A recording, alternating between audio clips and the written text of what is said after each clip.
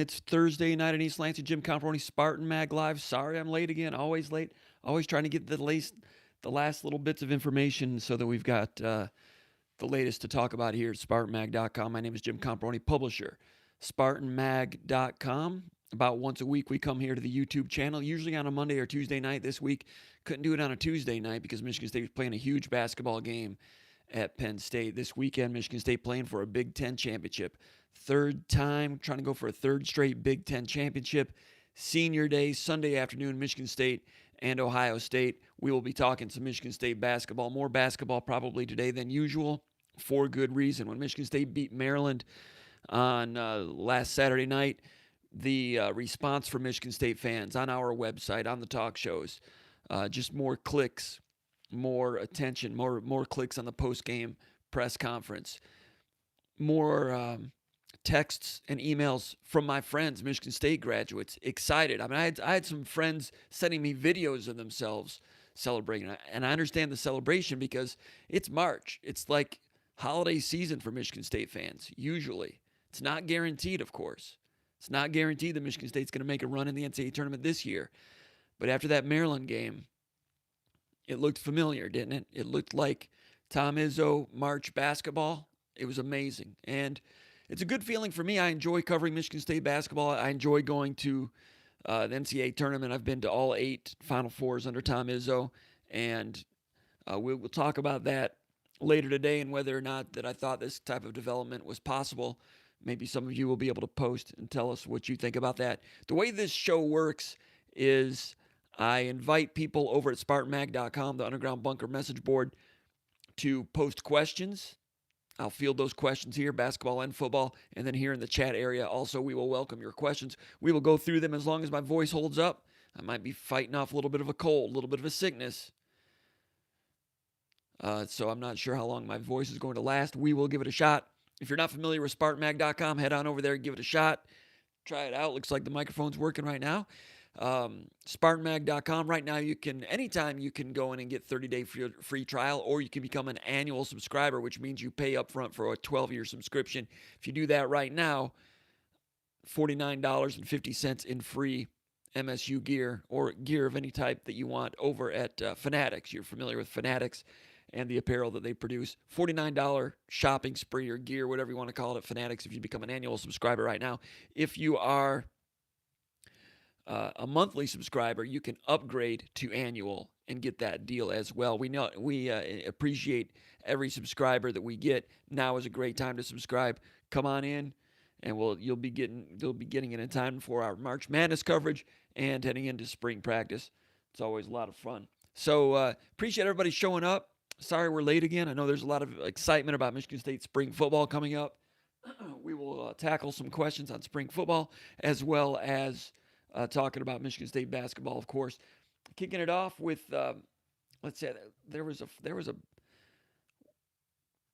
football question. We'll go with Mark Henfrey from Grosse Pointe, Michigan. He says, do you think with the athletic funding issues in the Pac-12, will that make it easier to recruit West Coast athletes? Easier for Michigan State to recruit West Coast athletes?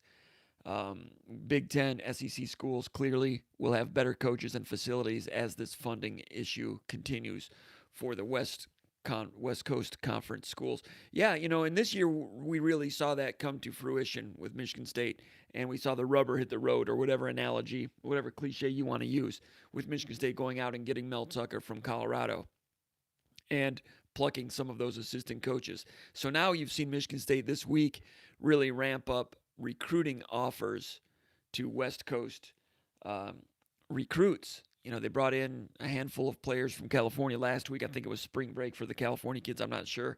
Still trying to look into that one. Corey Robinson doing a great job covering recruiting for us at SpartanMag.com.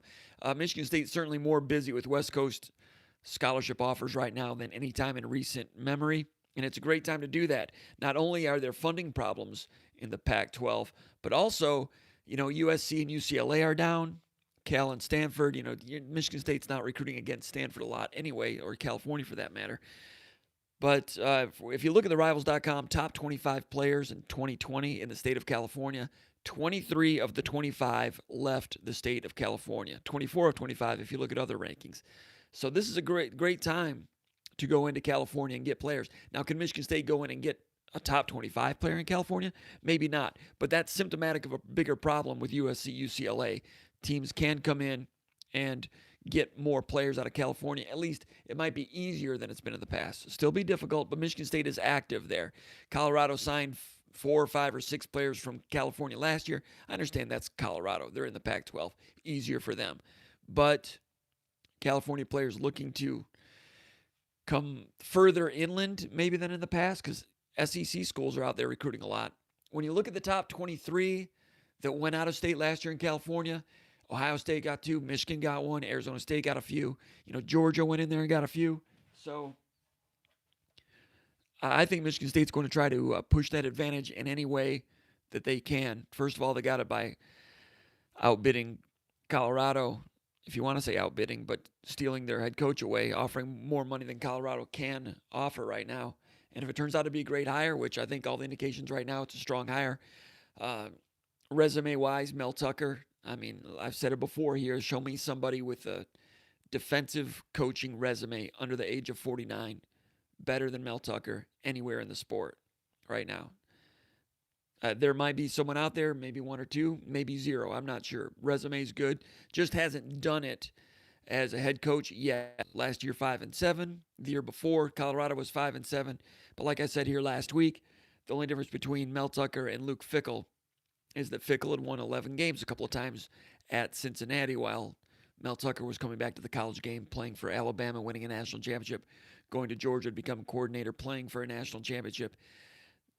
It's a big difference that Luke Fickell had won 11 games at the American Conference level. If Mel Tucker had won 11 games at the American Conference level or at Colorado, Michigan State would not have gotten him. He'd be coaching USC right now. So Michigan State's got to kind of get on that elevator on floor number 2, try to take it up. Resume's good. His knowledge of the Midwest is good. His knowledge of the campus is good. It's a good formula. I think Michigan State's got a chance. Appreciate everybody stopping by. We got a lot of questions to go over. We'll go to basketball here in a second. And I got to tell you, I was at Michigan State's basketball practice tonight. They practiced at probably about 2 o'clock. We were allowed in at about 3 o'clock. They're practicing earlier because students are off. It's on spring break right now. And Izzo was in March form. Can't give a lot of details about what goes on in practice. That's one of the understandings, that if you're allowed in, you can't be like charting things and giving away scouting information. But you can tell it's a different type of practice this time of year. And obviously Izzo has something here. You've seen that in the last 3 games. Great comeback against Penn State. Good comeback against Iowa. Great performance at Maryland. And they still don't have everything together. And that's a great place to be right now. They're still chasing. They're still going after it. They're still trying to get screws tightened. They're still trying to get young players more and more experienced and more savvy. Cassius Winston enjoying the game right now. Xavier Tillman enjoying life right now, and it shows with his game.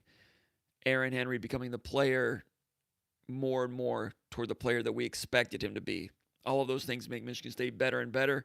Today in practice, Izzo put the boot to some guys a little bit, briefly, just to remind them what was going on and what was at stake and the type of focus he was demanding and commanding. And I'll be honest with you, I saw Izzo, we talked to Izzo a little bit after practice. The video of that interview is over at SpartanMag.com right now. You can watch that after this is done. After that, spoke with Cassius Winston a little bit and some other players. And I talked to Izzo as he was leaving to go back up the stairs. And I'll tell you what I said to him. I said, man, it was a privilege to watch practice today. It was a privilege. And I was talking to somebody else who was there. And I said, these practices are closed to the public, of course, members of the media, and some people are able to watch. And I hope that we in the media appreciate what we're witnessing when we watch Izzo coach. 8 Final Fours at this point, Mr. March, whatever you want to call him, doing it again this year.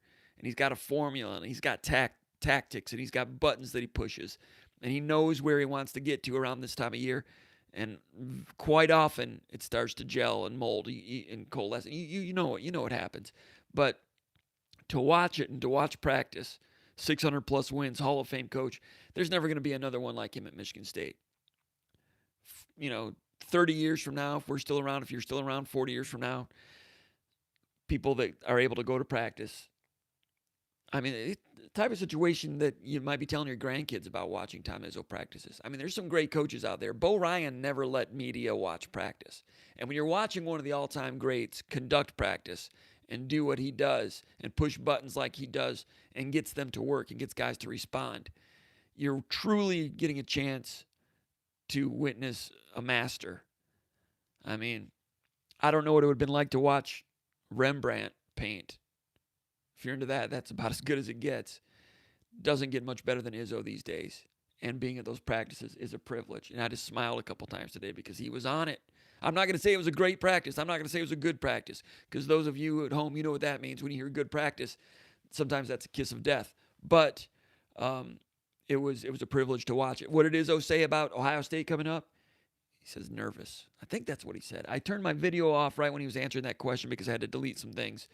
Turn it back on. I'm pretty sure that he said nervous, and then he gave some answers about what he thinks about Ohio State and how good they are. And it's strange to be playing an Ohio State team this late in the year when it's your first game, your first Big Ten meeting. 20 games into the Big Ten season, last game of the regular season, first meeting between those two Big Ten teams this year. Really strange circumstances. And Izzo pointed out, he says, hey, what's this like? Ask Paul Davis. Ask Draymond Green. They both had chances to win Big Ten championships. One outright, one apiece, and they lost them at home on senior day. It's not always fun. So just because Michigan State's in that position, of course, does not guarantee that it's going to get done, but it's exciting going into Sunday with a chance to do it. Not quite as exciting as it was 365 days ago when Michigan State was getting ready to play the University of Michigan in what might have been the biggest game to date in Breslin Center history. Trying to go for a second win over Michigan. Ended up being 3 wins and a sweep last year. Last year was an amazing run. This one, a different type of journey. But if it finishes out with a win, I'm not sure. It'll rank really high on the satisfaction level in terms of being one of the most satisfying journeys that Izzo's ever coached here. It's been amazing to watch, and I know that you've all enjoyed it too. We'll see what happens on Sunday. So I just want to say that about practice today. It was amazing. So question, basketball from Michigan State Polo. That's his name, MSU Polo, from Rockford, Michigan. He says, thanks for doing this again, Jim. You're welcome. I would love to hear your thoughts on who is most likely to be the first 2021 basketball commitment and when that might happen. Also, a guy named Mile High from Golden, Colorado has the same question. Now tonight, Izzo, I'm pretty sure he made it there. He was planning to go watch Pierre Brooks play. I think he had a 5 o'clock game, and was even maybe going to try to fit in a game to watch Jaden Akins also. Their games were staggered. There's a chance to watch both of them. Pierre Brooks, 6'5", wing forward from Detroit. Frederick Douglass, ranked number 113 player in the country. Jaden Akins, 6'3", guard from Farmington. Great athlete. Akins can really jump. Number 109 in the nation. I think both of those guys will rise in the rankings this summer. Kobe Buffkin, 6'4", shooting guard from Grand Rapids Christian. A lot of people think he might be the best of the three. All three of these guys a little bit different. If you're a basketball fan and a recruiting junkie for basketball, you know about these three guys. Buffkin is ranked number 62 in the country. But I think all these guys are top 60 type of national recruits, and I think they might establish themselves that way this summer, especially Akins and Buffkin. Buffkin, at 6'4", his frame reminds me of Gary Harris a little bit. He's got some high shoulders, long arms. He's got a frame he can build on, and he's got some good length and some skill. Buffkin is really interesting. Izzo's watched him. He's watched all three of these guys. The interesting thing about recruiting, among the interesting things, is that Michigan State obviously does not have room for all of these guys. Michigan State, very good chance they're going to get at least one of them. Probably one of them. Very good chance Michigan's going to get one of them. So which of these guys are going to be people that you're going to fall in love with, and which of these guys are going to become, the next Isaiah Livers or Xavier Simpson? Jeff Jackson Simpson. That was a tough situation. I covered Xavier a little bit when he was being recruited, and I liked him as a kid. But somebody said something funny the other day. They said, who would win I don't know if I'd I don't know if I want to say it. Actually, I came up with it. I was kind of going to try chicken out on that one. I don't know. About who would win a um, uh, hold on a second. Yeah. Who'd win a midnight drag race between Jeff Jackson Simpson and Maurice Taylor? That'd be a good bet right there. I can't believe I said that. I didn't want to say that. I almost tweeted it 2 weeks ago. I sent that one past Conan Dyke and some other people. I'm like, what do you think about this? Is this bad? They're like, no, I can't see any problems with it. I decided not to. Not that it would be a big deal. I've got about 11,000 Twitter followers. Not a lot. But I decided not to. And then I just went and did it. Maybe I'll edit it out. I don't know. Anyway, I don't know. I'll move along. So who's most likely to be the of those three? I'm not sure. And sometimes when these things happen, they happen overnight. Michigan State really liked Derek Walton for a long time. Didn't offer him. Boom, he commits to Michigan. Michigan State shown a lot of attention to these guys, scholarship offers. So you never know when one might just all of a sudden make a decision. Would they take a commitment from any of the three? I don't know. Michigan State's been pretty close to the vest. If they have a favorite among these three, it's hard to figure out who that might be. So would they take a commitment from any of the three right now? I think they probably would. Which is most likely to do it? I really don't have a strong opinion on that right now, but it's going to be intriguing if it goes into the spring and into the summer. It's going to be a lot of fun. All right, sticking with basketball. Schnitzel from East Lansing says, who would you say is the starting point guard next year? Rocket, Hogard, or a grad transfer? I'm not hearing much about a grad transfer right now, and it wouldn't be Izzo style to get a grad transfer starting point guard. So I don't think it's going to be a grad transfer. Not a lot of room there anyway. It's going to be Rocket Watts, I think, and Foster Lawyer in a support role. Lawyer's got to be better than he is this year. He's had some good moments this year. Has maybe lost a little confidence lately. Trying to get some of that back now. Going over some intricacies today. Basketball fundamentals, even at this stage, as good as these players are this late in the season, still players, not Lawyer, but still not Foster Lawyer, but still some players getting just brushed up on and schooled on the shot release, shot mechanics, not dribbling too high from getting from point A to point B when getting into a gap. That's just some of the screw tightening that's going on. Lawyer still being told how to probe a defense in a certain way, in a certain look. Still a lot of teaching going on. And sometimes when that teaching starts to get traction is when all of a sudden all the boats start rising. That's what's going on with Michigan State right now. It's kind of interesting to watch. Now, Ralph E., one more basketball, we'll get back to football. Ralph E. says, is Izzo still recruiting the guard from Canada for this class? Do we have room now, or would a certain 5-man have to leave or Langford not return in order to have room? If either of these are the case, do you think there is time to offer and get the point guard from Canada? It's Ralph E. from Highland Park in the Chicago area. He's talking about Kareem Maine from Vanier College in Montreal, probably Vanier College in Montreal. About 6'4.5", point guard. Marquette is in there strong. And Maryland, I think, is going to get a visit this spring. Michigan State has gone up and watched him twice. They like him.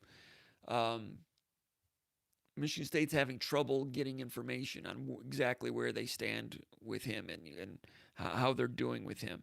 And that's usually not a good sign. If they're kind of feeling just at least a little bit in the dark, maybe not a good sign. So Michigan State likes him. They're still going after him, but I don't think anyone is penciling him into the rotation just yet. It'd be nice to add him to the fold because they need some. Need a point guard, but I think Watts can build on what he's already been, but he's a good wing, isn't he? Gosh, he's a good wing, and that shot is really starting to fall for him. And and he's so good off the dribble, that first step off the bounce. So, he's you've seen it. He's good with his first step with the dribble, but if you get it to him on the wing with a side ball screen or even without a side ball screen, the jab step stuff, some people are like, what's he trying to do with that? He'll get that ironed into his game back into his game real well for this level. But operating with that first step before he's used the dribble as a wing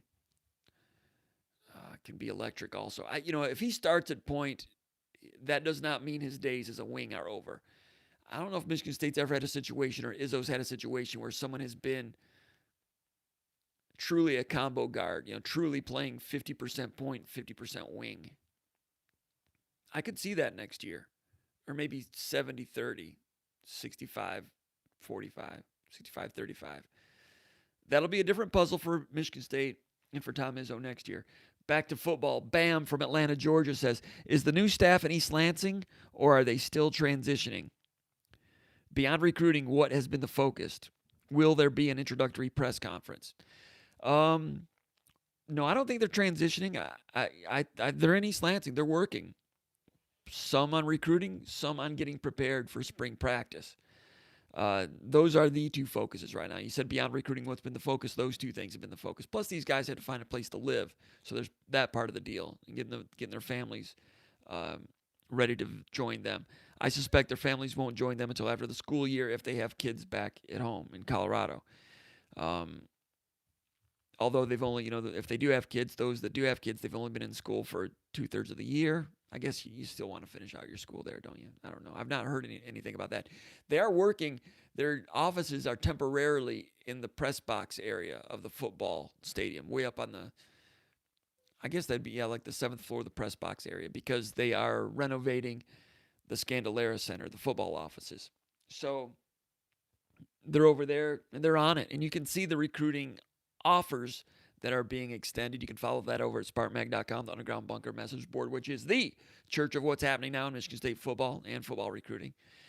And Corey Robinson does a real good job having his ear to the ground on those, collecting information various places, including Twitter, bringing it back and discussing it and following up with those recruits, asking them about the offer and what it means to them. So you're seeing how busy they are with offers right now, and they are more aggressive with offers than the previous staff. The previous staff was very choosy and picky about it. These guys, a little bit more blanket offering. So maybe they, I'm not saying they're going to offer, they're not offering at a lower standard, but you're seeing more offers early outside the 5-hour radius. Usually with Michigan State, with D'Antonio, the outside the 5-hour radius offers often came later in the process after they had done a lot of evaluation inside the 5-hour radius, within 5 hours driving distance within East Lansing. So these guys are putting out offers, guys from the West Coast, California, various places. Still, offers don't go out unless they've watched a lot of video. So watching video and making determinations on scholarship offers takes some time as well. So only so many hours in a day. Tucker's big on time efficiency. So recruiting right now and also getting ready for spring practice, which I think begins March 17th. It's either 17th or 18th. I think it's the 17th. And then Pro Day is the next day. All right. Andrew from South Bend, Indiana, also known on the Underground Bunker message board by the name of 574 Spartan. 574 Spartan. What does that mean? Was that your address on Spartan Street or something like that? Any of you guys ever been to Spartan Street? Remember those days? Stoddard Street? Lexington? All right. Andrew from South Bend says, any idea on the format for the spring game? He says, I wasn't a big fan of the D'Antonio layout. Well, D'Antonio had two different types of layouts for the spring game. Initially, he had the Jim Tressel approach with the draft, and with the seniors being divided and the seniors drafted underclassmen, which I liked. One thing I liked about that was it gave you an idea of what the upperclassmen thought of the younger players. I think Kirk Cousins was drafted ahead of Keith Nickel that year when they had a really great duel. in the spring game. They both put up over 300 yards passing, which was great, but you don't want your defense giving up those type of yards. And in the ensuing fall, Michigan State had a decent but mediocre season. Can you be decent and mediocre at the same time? Took a step back a little bit while they were getting rejuvenated. But the defense in the spring was not great. Anyway, that layout was interesting for the draft, and the draft was always interesting and exciting and a good news event and fun to cover. But then once the game started, when you would have 2 starting offensive linemen on one team and 3 starting offensive linemen on the other, and then the defensive line would have a couple of walk-ons and a couple of starters, I'd rather that's it's a competitive game. That was entertaining, but in terms of seeing who's actually playing well, I want to see first string offensive line against first string defensive line. If there's a question at left tackle, I want that guy to go against Shalik Calhoun. Back when Shalik Calhoun was playing. So I like to see ones versus ones. And when you do that, that's what they've done the last few years, to me that's a more revealing specimen of the roster talent or lack thereof than the fun draft and game. So D'Antonio did it 2 different ways. I'm not sure which one Andrew from South Bend disapproved of. Maybe he disliked both of those. But I've not heard what they do. I've not heard what they're going to do. Mel Tucker spent some time with the Tressel staff in the early 2000s? Yeah. So he's been exposed to the draft type of mechanism. I'm kind of hoping to see ones versus ones, but it's going to be fun either way in April. MSU Pat from Atlanta, Georgia. Any word yet on how Mel Tucker will structure his staff in terms of recruiting, geography, and so forth? I'll take that question right now. At Colorado, they didn't really do it per se in terms of geographic regions. Let me send out a tweet right now, and I'll get back to that question. There, I had that set up, so that's gone. At Colorado, and it's my understanding it's going to be like that at Michigan State now with Mel Tucker in terms of geography. Sorry about the feedback there. I was getting finding the chat stuff because I'm going to go to some chat questions here in a second. So the old traditional way at Michigan State and most schools is, all right, this recruit has West Michigan and Northeast Ohio. And this coach has, and also, half of Pennsylvania. And then this coach has half Pennsylvania, New Jersey, and Chicago. And then this coach, you know how it is. And then this coach will have Southeast Michigan and Cincinnati. You know how it's been over the years. I heard that the old staff, the D'Antonio, was planning to give every assistant coach a part of Georgia. But then D'Antonio retired. With Mel Tucker, from what I saw at Colorado, and from what I'm hearing is going to be the case here at Michigan State, and from what we've seen, early indications, it's going to be less about geographic designations for each coach, and instead, each coach is going to recruit his position nationally. You look at the tight end offers, a lot of those tight ends that are talking have spoken with Gilmore, the new tight ends coach.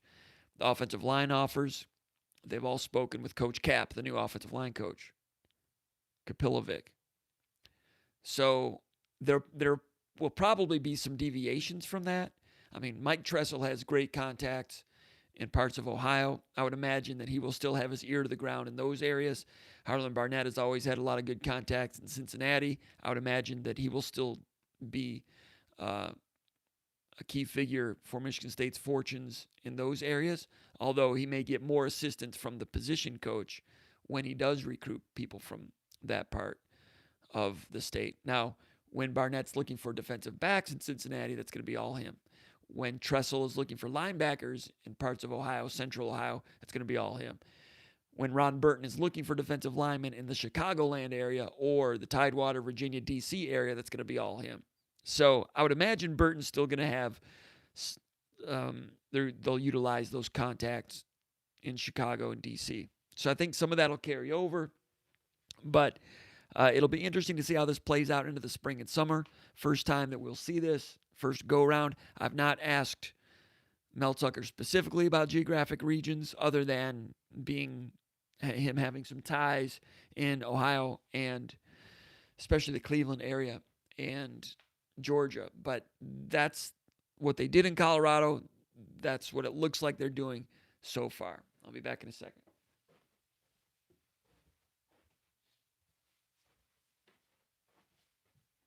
All right. Let's take a couple questions here from the chat area. Rob South says, "What's up, fellas?" Rob South is always the first one here. The first one here, the last one to leave. That's what you want out of a captain. And I'm going to nominate Rob South to be the captain in 2020 of the SpartanMag Live podcast. Anybody agree? Rob South, captain? Rob South. Old Tuck telling me sound is good. Nate Vandecap says, "Let's go." Old Tuck from Hamlin Lake, Ludington, Northern Pike Waters. I thought Old Tuck was from Austin. Old Tuck, I thought you were from Austin. Northern Pike Waters. I think the ice is still thick up there. Here in the Lansing area, we had thick ice last weekend, 4 or 5 inches, skatable. Didn't get out on Saturday because we had other stuff to do. Was planning to do it on Sunday. My kid had some friends coming over from school. We're going to go out there and play hockey, but it got up to 46 degrees. I mean, the ice was still thick enough, but it's just too soft on the top. You can't skate on it. And we didn't get a chance to get out much this year at all. So it's a short winter, shortest winter I've ever seen around here. And when you do have thick ice, you have to get out there and capitalize on it because it's a short window of opportunity, especially in a weekend when you didn't have any hockey games scheduled. Was all excited to do it, and then it got up to 46. So I was the guy that was angry when it was 46 and sunny last Sunday. Anyway, I digress. But up in Ludington, I'm sure that they're still ice fishing up there. He says, "Talk about covering the Izzo era from the beginning and how lucky media is to have a Hall of Fame coach that is media friendly." How about that? I was just talking about what a privilege it is to watch Izzo in practice, and I swear I didn't see that post till just now. So I've already covered that. And we are lucky. He's a decent person, better than a decent person, very patient. He's got a temper, and he'll let you know. And in past years, when he's felt some strain on some things, he was getting even more and more anxious and like you'd ask a question about something, and he would think you were going in a different direction and get defensive about it when actually that's not your angle. That's not the angle you were going for. Man, this year he's been forthright and upbeat through a lot of tough challenges. He said today that Winston will make him a better father. Izzo says that Winston will make himself, Izzo, a better father, better person, and so forth. They've really had to connect. Matt Norlander had a good story on CBS Sports the other day. Izzo wanting to sit down with Norlander, sit down with someone nationally to get that message out about a little more insight on what Cassius Winston has gone through and the things Izzo has done to try to help Winston get everything Winston can out of his senior year. And revealed that Izzo had a meeting with Winston and Winston's mother and father. They've had several meetings, but this was the one about Izzo saying, I've failed him. I've not done enough. And I know the way Izzo operates. He wanted them to volunteer and say no. And they have been. Reg Winston has been telling Izzo, get on him. And Winston has been, I want to be coached. But Izzo really got the green light from them during that meeting. And I think that's what Izzo wanted. It's like when Izzo brings in a freshman or a player at the beginning of a season or the beginning of their career, and he has them write down their goals. I want to graduate. I want to make the NBA. I want to do this. I want to do that. NBA, that's your goal. I'm your coach. It's my job to help you aspire to reach that goal, which means I'm going to be on your tail all the time because you told me it was your goal. Now I'm holding you to your goal. Now I got you. That's the way Izzo looks at it. Now I got you. As soon as you put NBA as your goal, now I got you. That's the way he looks at it. Because Izzo, he said it was one of the hardest things he's done to be hard on Winston. Tough love. The old saying back in the old days when parents used to spank their kids, not smack their kids, spank their kids. The old saying used to be, this is going to hurt you more. Wait. I got that wrong too. This is going to hurt me more than it hurts you. Remember when parents used to say that? Not that they told me that, but that's, in the storybooks. This is going to hurt me more than it hurts you, meaning it hurts the parent to actually spank somebody. Izzo said this, it was very hard, one of the hardest things he's ever done, to administer the Izzo brand of tough love and demands on Winston during that Penn State game. But you saw it come out. We were talking about it during the live chat, and I said it was a tactical thing. When Izzo was that mad at Winston, it wasn't a case. It was not a case of Izzo losing control. He was in complete control. He knew exactly what he was doing. And as I mentioned on the live thread, Izzo said a couple weeks ago, among the things that he talked about Winston's dad, about Cassius, is that they had never seen Cassius play mad before. Cassius loves the game, loves everything, happy puppy type of guy. Izzo wanted to push that button and make Cassius play mad, and it was an intense part of the game. And you saw what Cassius did. He blew by that guy, went up and scored, didn't call timeout that one time, mouthing at Izzo. That's what Izzo wanted. And DJ was in there hugging him and separating them right at the right time. That's what Izzo wanted. And if orchestrated perfectly, like last year with Aaron Henry, or a couple years ago with, remember when Appling and Nix, when Appling threw that towel at Nix, or was it the other way around? I mean, they're high school teammates, right? Izzo wants that kind of passion, and he thinks that borderline rage is when the engine really starts humming and when the family gets stronger. Now, if it's a situation where he's yelling at a guy that doesn't take it well, that's different. But a lot of times, especially publicly, he only yells at people that he knows are going to take it well. Last year, he yelled at Aaron Henry. He only coached Aaron Henry for 2/3 of his freshman season, or 3/4 of it. But he knew that Henry could take it. And that's what I wrote last year. Henry was a yes, sir guy. Yes, sir. Yes, sir. And he was coached hard back in high school, and his dad and everything. Izzo knew that he could take it, and he went after him in that Bradley game. Because Henry had let that dude from England get open for a three-pointer in the first set of the game.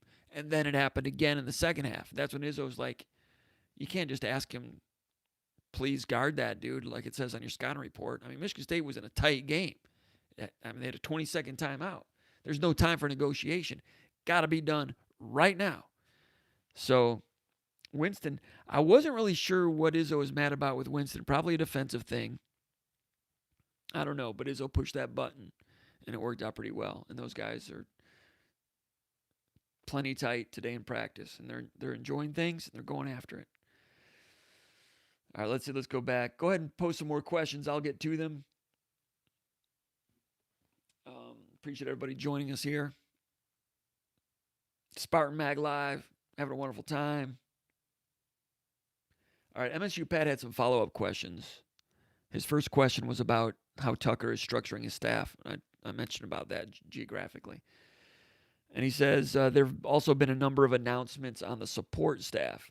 Is this staff set up differently than before? And if so, in what way? Any comments on anyone in particular on the off the field support hires? Any comments that I have? Support staff. Just ask questions about the support staff. Well, they brought Jeff Martin in from Colorado. He was a support staff guy there, and he previously had a similar position at UCLA and Colorado State. They retained Cody Cox, who was director of football, director of football operations at Michigan State behind the scenes. Brought in Lisa Bencham. She's director of on-campus recruiting, was also a campus assistant recruiting coordinator at Arizona State. So that's an interesting one. I assume that she probably was one of many people who applied for the job. I don't know if there were any previous connections between Tucker or any of his people with her, but she's coming in. You're seeing more of that now with females in the recruiting role. Izzo has a person who happens to be a female that oversees a lot of their social media outreach. And then Darian Harris hired as director of player engagement. That's a new one. That was in the works 2 years ago, but then it got delayed for a while. Now it's back on. Now, before you had more people, so I wouldn't be surprised. I think there's going to be more people added to that. Because before Michigan State had 6 or 7 people they had in administrative roles. There was Dino Felino. He was director of football operations. Now, Felino, I don't think he did much in terms of recruit evaluation, but he helped run a lot of things from a football administrative standpoint, practice, procedure type of things. Like if you ever were at practice or if you were walking down the sidewalk outside of practice, you can hear someone on a bullhorn saying maybe what the down and distance is, or all right, nickel package, nickel package. They don't call it nickel package, but let's go nickel package. All right, 3rd and 8, crowd noise, and crowd noise goes on. There's like someone directing it. It's like a guy in a director's chair directing practice. He's not in a director's chair, but that voice was Dino Felino. He was directing practice from, based on D'Antonio's plan with the bullhorn, getting it going. He was director of football operations. What he did in non-practice days, I'm not sure, but he was always on the sideline. Cody Cox was executive director of football operations. I'm not sure what he did.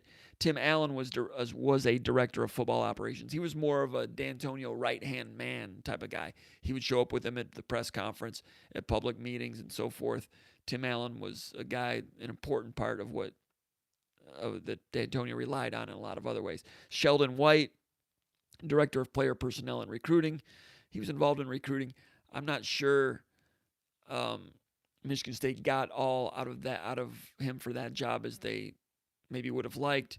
They had Curtis Blackwell in that role, and we all know what's happened with that situation. Sheldon White came in with an NFL player personnel background. I'm not sure if he focused more on evaluation. I never got a sense that Sheldon was big in, beating the bushes and really, really getting into the recruiting game a lot. Never got that idea. And Butler Benton was player personnel coordinator. He was more involved with recruiting, but he's a player personnel coordinator. I don't know what that means. Maybe that meant helping them shape how many numbers they needed in certain positions, but that's ultimately the head coach's decision. Last year, there was a new hire. Jerry Van Havel was director of on-campus recruiting.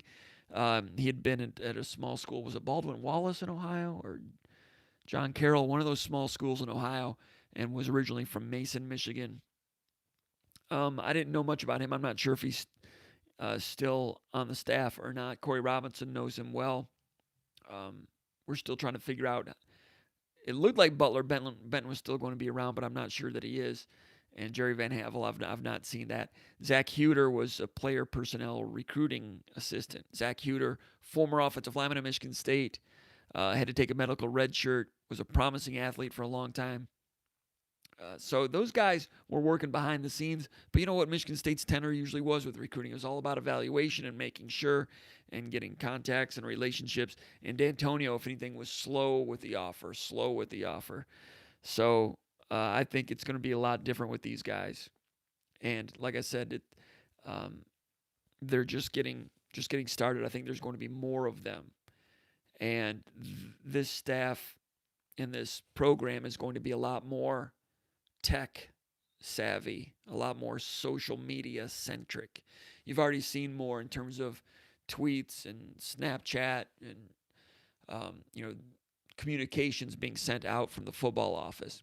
Tucker saw that done at the University of Georgia, the way they did it, and it's a way of fanning oxygen into the flames to get people excited about football, get recruits excited about the program. You're going to see more and more and more of that.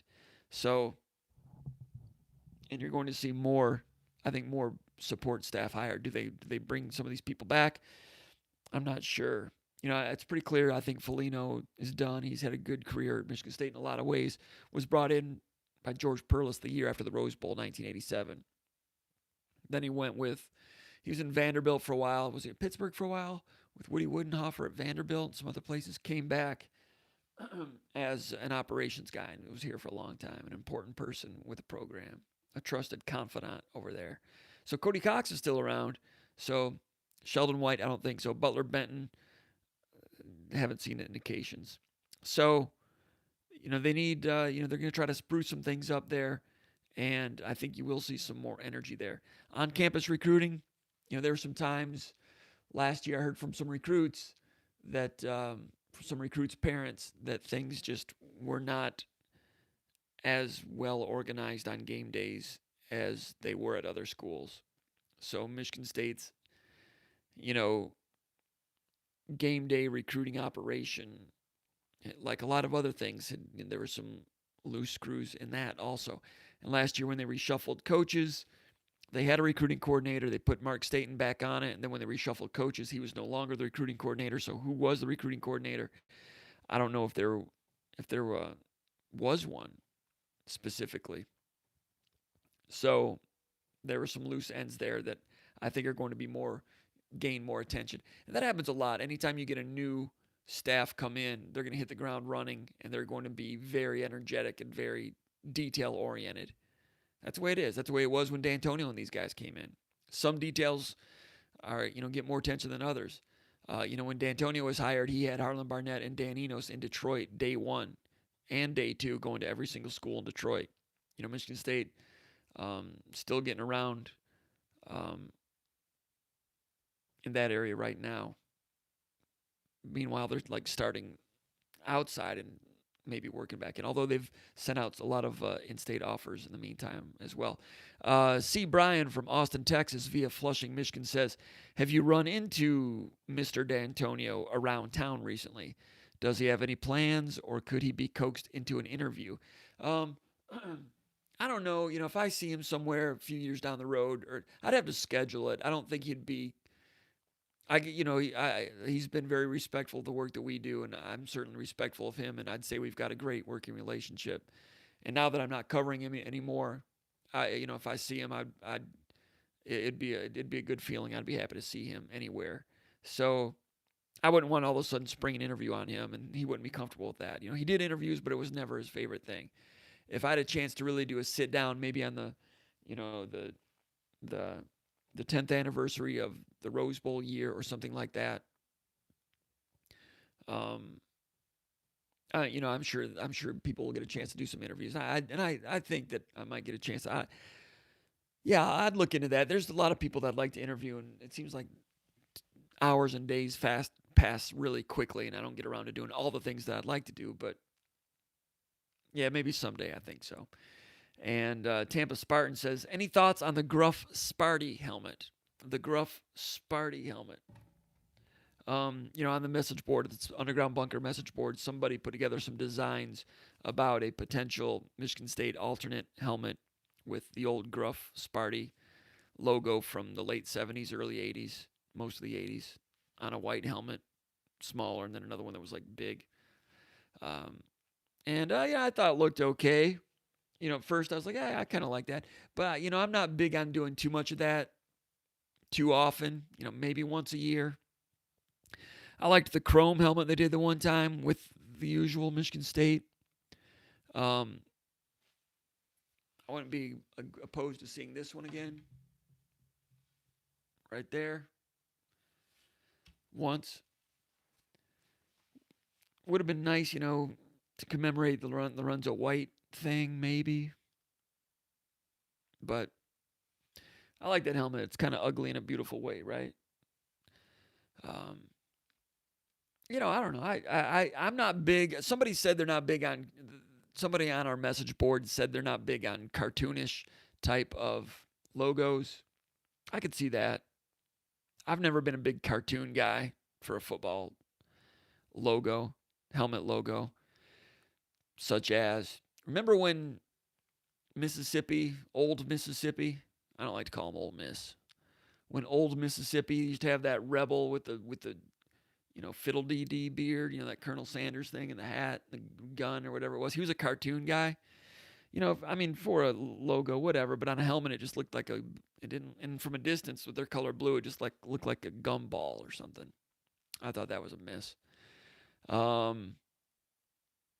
As much respect as I have for Grand Valley's football, Grand Valley State, their logo, if you've ever seen it, is like a Laker. It's like a sailor, like a ship Laker. I don't know what you call him, like a guy that's on a ship. A cartoon version of a guy, like a smiling cartoon type guy. If I were them, I'd just put an anchor on there. I'd be the Lakers and I'd put an anchor. You know how sometimes the Naval Academy has an anchor? Not all the time, just an alternate helmet. Lake Superior State for hockey has an anchor. I think that's sweet. I think Lake Superior State put an anchor on there. I think that'd be pretty cool. Why am I talking about Lake Superior State? What they should do? The question was about Gruff Sparty. Gruff Sparty, once I wouldn't hate it. Be all right. I don't hate it. I'm not. My opinion's not important on that. Thanks for asking, though. Rob South, the captain, asks, will the Meet the Spartans event still be a thing? He says, my son loves this event, so do I. Or was it a D'Antonio thing? Billy from Byron Center with the same question. Billy asks, I miss the old days when a new staff was hired. There would be a meet and greet for season ticket holders.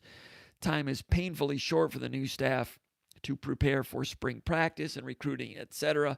But do you foresee the possibility of such an event following spring practice this year, perhaps during a short dead period when the coaches might be available? Good question. And the guy also says, Billy from Byron Center also says, as I type this, I'm not even sure that there's been a formal staff introduction to you media guys for this staff. Do you foresee more opportunities for staff player access this spring? Yeah, I think there'll be more, and I mentioned this last week. I asked Mel Tucker about this a couple weeks ago, if assistant coaches would be available, and he said yes. So I'm thinking it's going to happen during spring practice. I think there'll be times when we get like one old coach and one new one, I think. And then the next week they'll be, maybe they'll do it on Tuesday, Thursday. On Tuesday, these two coaches. On Thursday, these two. And through the course of the spring, we might get each assistant coach once. That's kind of the way Ben Flieger has kind of done things over the years. I think Ben Flieger's done a great job as sports information director of the football program. I think he's awesome. Really good personality, agreeable person. So is Mex Carey, the basketball SID. In all my time at Michigan State, and it goes back to 1986, those two are the most cordial, agreeable sports information members for football and basketball that I've ever seen at Michigan State, and they're headed up by Matt Larson. I think it's great. I think they represent the university in fine fashion. But to an extent, they can only do what the coaches want to do. And of course, Izzo wants to do a lot. So, basketball is great in terms of access, which has helped the fans stay informed. I think it's been good for the program. Football was less last year. There was some angst. There was, the new coaches, and they weren't available in the spring. So, in the past, when they hired a new coach, it would usually be one or two coaches, and it would happen in January, and they would usually introduce them to us at before a basketball game or at halftime at a basketball game. That's the way it was with Brad Salem. That's the way it was with some others. Now that it's like a whole new staff, there has not been like one big introductory press conference. They've been busy, so I think it's just going to be part of the usual spring practice coverage. And I think that it'll work well because there's going to be a lot of coverage whenever the football, however long basketball season lasts. There's going to be a lot of coverage, which is going to create a lot of interest, which is going to create even more interest in the spring game. And if there's good weather, I'm anticipating a big crowd for the spring game. So, no, there's not been a big event. But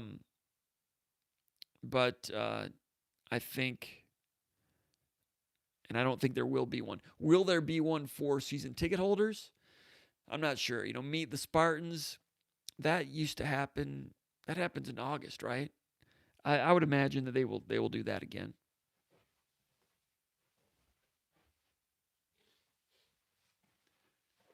But I've not heard that that's going to be the case. All right, Rob South from Clinton Township says, Connor Hayward announced he's returning. Is he back with the team yet? Yes, he is back. I've not seen him on any of the videos. Michigan State has released some photos and some videos. Maybe you have, but I've not seen him out there yet with those guys. And I'm curious about, some of you that used to be Michigan State football players. I know there's some of you watching right now. I wonder what you think about how he will be received by teammates that he kind of cut out on last year. You guys would know better than I would. Question number 10, Titan MSU from Toledo says Mike Tressel is still listed as defensive assistant on the MSU athletics page. Do you know if he will coach linebackers, or if Hazelton will, or if they will split it up? Along the same lines, is Ted Gilmore officially the recruiting coordinator? Great questions. I don't have the answers to those. We asked Mel Tucker a couple weeks ago if Tressel was going to have a certain title other than just defensive assistant. And he said that'll be released when the time comes. So that was before he hired Hazelton. So, I think that all had to wait to be ironed out as to who the coordinator would be. As you know, Scotty Hazelton, Michigan State's new defensive coordinator, has always been a dual role coordinator, linebackers coach. But I don't think Hazelton handled all three linebackers. Could it be a situation where Tressel handles outside linebackers and defensive ends? Or Hazelton does? I've not heard that, but I imagine that's a possibility. But you're right, Tressel is still listed as a defensive assistant. That was for a reason. That's still getting ironed out. Question number 2 about recruiting coordinator. I don't think anyone has been, if they've officially named somebody a recruiting coordinator, they've not told us about it. They've not released that information. When they went after Vince Morrow, the tight ends coach at Kentucky, his offer was to become tight ends coach and recruiting coordinator at Michigan State. So Tucker had it in his mind that he was going to have a recruiting coordinator. There were years when D'Antonio did not have one, but there are indications that Tucker wants to have one. Gilmore was recruiting coordinator at Nebraska. I think it was Gilmore that was recruiting coordinator at Nebraska. Yes. I don't know that Wisconsin had a recruiting coordinator. Gilmore could probably do it. Since Gilmore is the tight ends coach, that's a coach that, although tight end is a position, a hybrid position that has to be able to block and run routes, a lot on the plate there. It's also the least demanding for an assistant coach. So he's a guy that's been a recruiting coordinator in the past. He's a tight ends coach. He was Wisconsin's wide receivers coach. Being a wide receivers coach, you're coaching more players, more positions on the field than a tight ends coach. There's more work to be a wide receivers coach. Those of you that are tight ends coaches, I don't mean to disparage what it is to be a tight ends coach, but a tight ends coach is usually going to be heavier in recruiting. That was the plan with Vince Morrow, and Michigan State didn't get him. Gilmore's the guy. Wouldn't surprise me if that's the case, but nothing official yet. Titan MSU from Toledo also asks, when do you think it will come out what each of the 10 assistants are making? I would imagine that'll come out in a few weeks once those contracts are in there. And, people have sent in Freedom of Information Act requests, and those contracts will be coming out. And Titan MSU from Toledo says, I think only Kapilovic has been made public. His salary, $700,000 apparently. He says, I know it's not important. I'm just really interested in how it will break down. I'm interested too. I think Scotty Hazelton is going to be a 7-figure guy, over $1 million.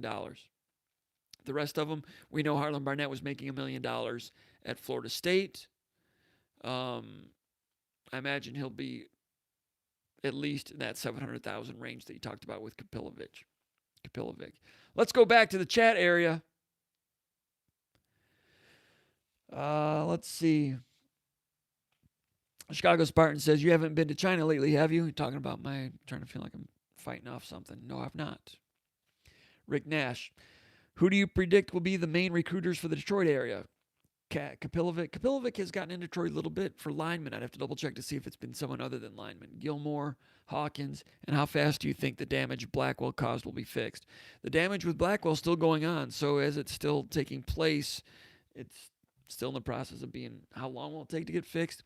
A lot of it will be, the damage right now is in Detroit, Michigan State. I mean, Blackwell has a lot of allies in Detroit. Does it hurt Michigan State outside of the state of Michigan? Luke Fickell looked closely into all those things, and strong indications that was a big reason why he turned the job down. Just the culture stuff. But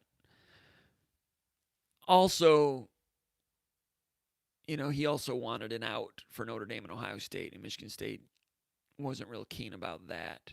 So the offer was made. They thought they had a deal, but not everything was all that smooth.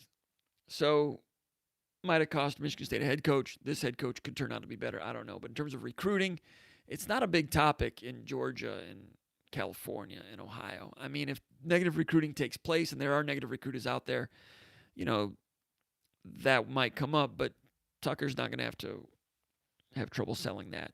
In Detroit, yes, they have some bridges they need to rebuild, and they need to get on those and extend some hands and get to know some of those people down there and see how it goes. So, how long?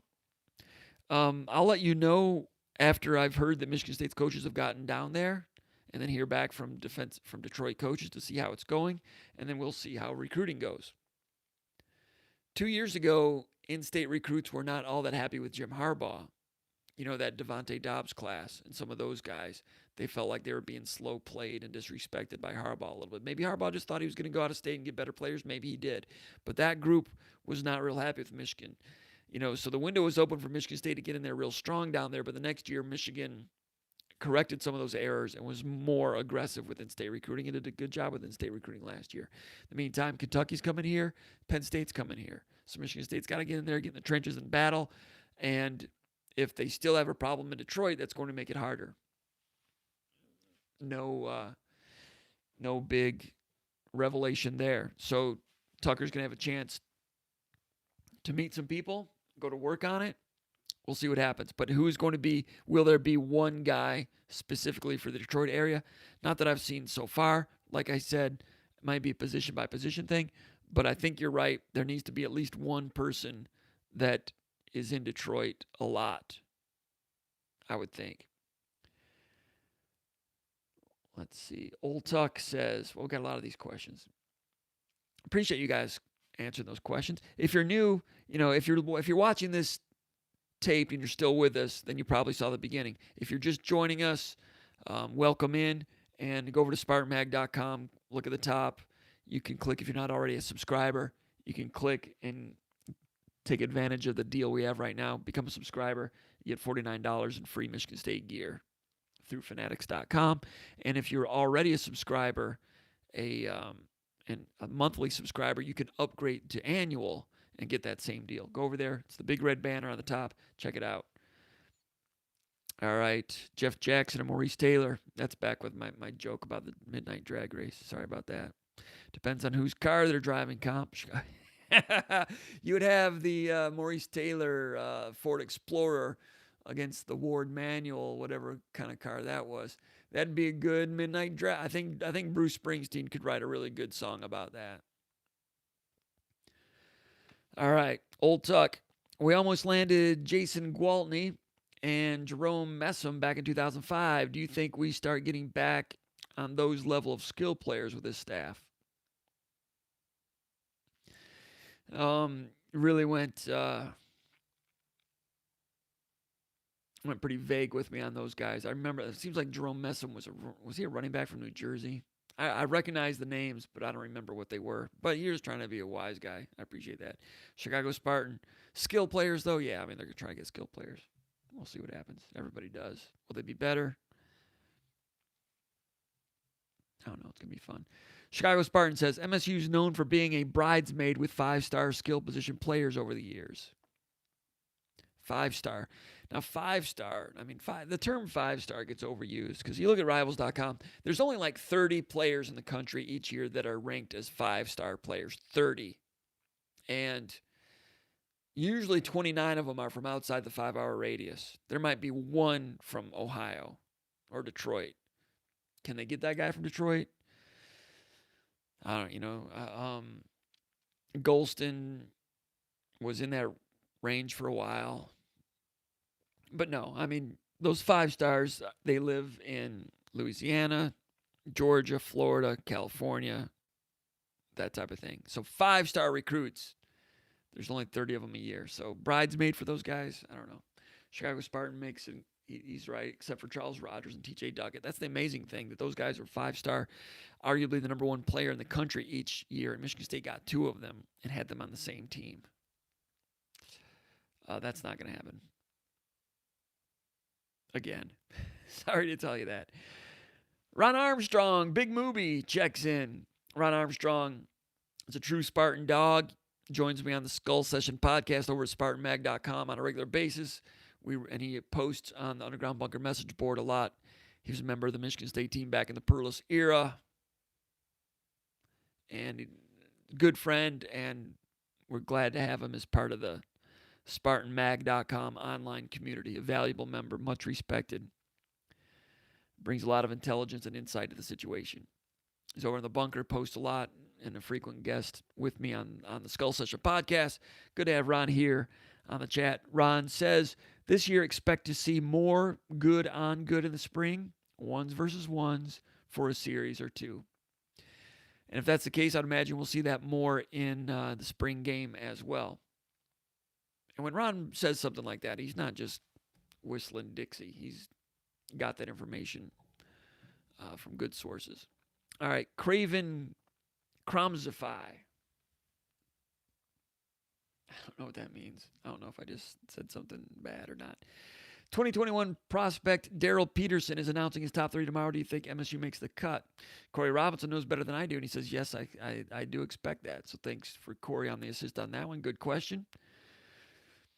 Craven Cromsify says, is anyone visiting this weekend? And Corey is going to be in on that information about visits this weekend. Michigan State with a huge basketball game on Sunday. He will have information on visitors. I'm not sure it's going to be a deep, long list, and maybe Corey's already saying that, but expecting some quality players. So as far as Daryl Peterson goes, he's defensive end from Akron, Ohio, ranked number 16 player in the state, and he has some strong offers already, and that'd be a nice indication if Michigan State's able to go get to get in that top 3 initially with him. Michigan State's got to recruit well in Ohio. D'Antonio was always really good at it. Tucker knows he needs to be strong in Ohio as well.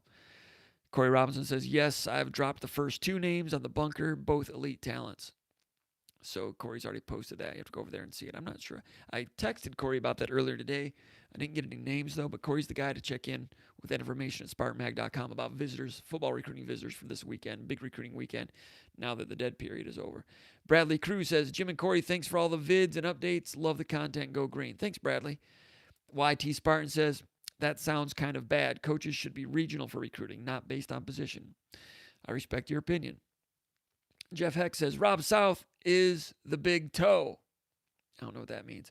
YT Sparty says, how do you establish racial relationships if you are spread out over the whole country? Another good question. I don't know. That's why most programs don't do it that way. We'll see how it works out. Now, Mel Tucker has not told me that specifically that's how they're doing it, but that's what they did at Colorado, and that's what people have predicted that know that program, and so far that's what it looks like. But, I wouldn't be surprised if there's a combination of it. Positions first, but still some guys have to have a home base to some extent, I would think.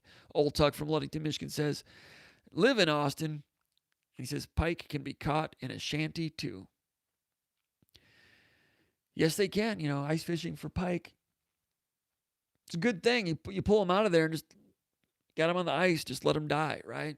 You don't have to worry about getting that hook out with the toothy critter thing going on. Corey Robinson says they will have some regional ties, but almost everyone utilizes the position-specific coach in a primary recruiting role. That's what Corey says. Ron Armstrong says, Corey, I think that approach will speed up our evaluation. Okay, so there's information from Ron. I appreciate you guys having a conversation amongst yourselves, learning some stuff. I'm learning a couple things here. Michael Brazil says, hey, comp, from Owasso, Michigan, MSU grad, 89, 98, 2010. Love you and Paul and the Spartan Mag crew. Thanks, Michael. Been to Owasso a few times. Nice little theater there, right? I said that last week. Thanks for the compliments. Robert Nixon says, we're winning the championship. I'm not choosing us in my bracket, but we're winning it. Robert Nixon has spoken. Patrick Beatty says, I don't know what it is, says, comp, Cassius is what college basketball is all about. I think MSU should work with national outlets to put out stories about him and the Izzo career relationship story. Wouldn't hurt the MSU brand as well. I agree. Cassius Winston is an amazing person. And on the interview over at SpartanMag.com, a lot of us interviewed Winston after practice. Put the video up at SpartanMag.com, and I asked Izzo about this also. 2 years ago, when Michigan State was going through those troubles, the ESPN smear campaign, Izzo never closed the locker room, so media would come in from all over the country to ask the current players about all the allegations from ESPN and other outlets, and some of them were serious, and some of them had serious merit, which was troubling. But in terms of it being a widespread problem, I agree with what Jack Allen said when he was at the football, the scouting combine, when he says, this Michigan State that you're talking about, I don't know that program. That's not the program that I know. And I'm not in it every day, and I'm not going out with the guys on weekends, but I feel like I'm a pretty decent judge of character. And I know sometimes when the roster has not been as wholesome as other years, but D'Antonio had a good, wholesome roster almost all the time. And there's always going to be a couple of exceptions when you have 85 guys on.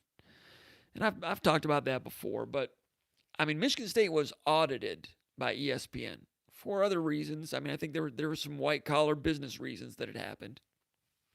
But Michigan State was audited, and Ohio State came in with some good investigative reporters, and they spent, 6 months going over every arrest within 100 miles of here, looking for football players, cross-referencing. What Michigan State, when you look at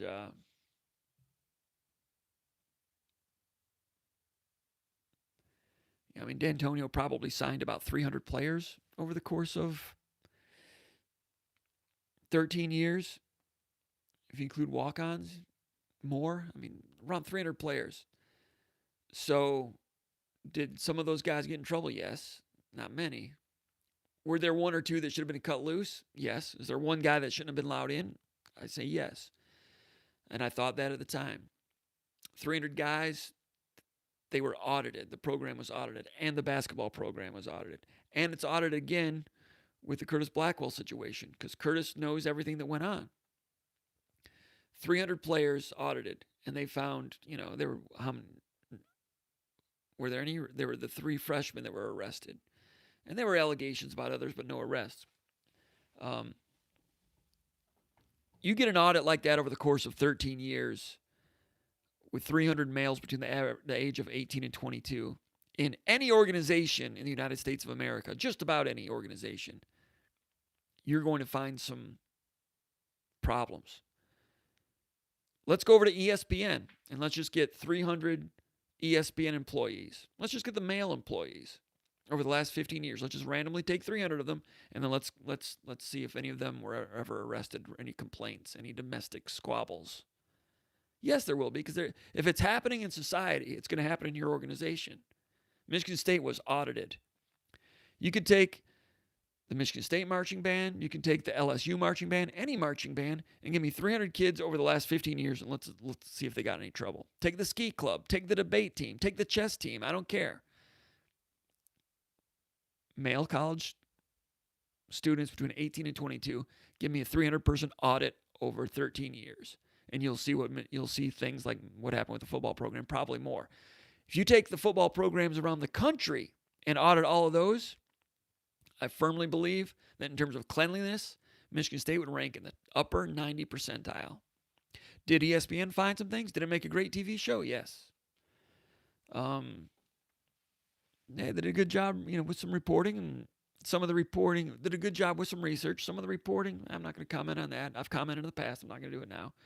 They were audited. Not everybody's audited. It would take, ESPN spent a lot of man and woman hours getting that done. They can't do that with 115 Division I schools. Michigan State, because of the Nassar situation, got a spotlight shown on it. Maybe for good reason. There's some other white-collar reasons also. So Michigan State got audited, and that's what they found, and found what 3 players get arrested. Um, all right. Winston had to sit there and answer to it several times that season as a sophomore, and he represented the university amazingly. Didn't blame anybody. He just said, I'll have to find some of the interviews that he had from back then. He was terrific. He became the face of the program at that time, even more than Tom Izzo. I mean, Izzo was the face. Izzo struggled with some of the questions, as you saw, but Winston was amazing for a 20-year-old kid, speaking on such an important subject, which he had a lot of respect for.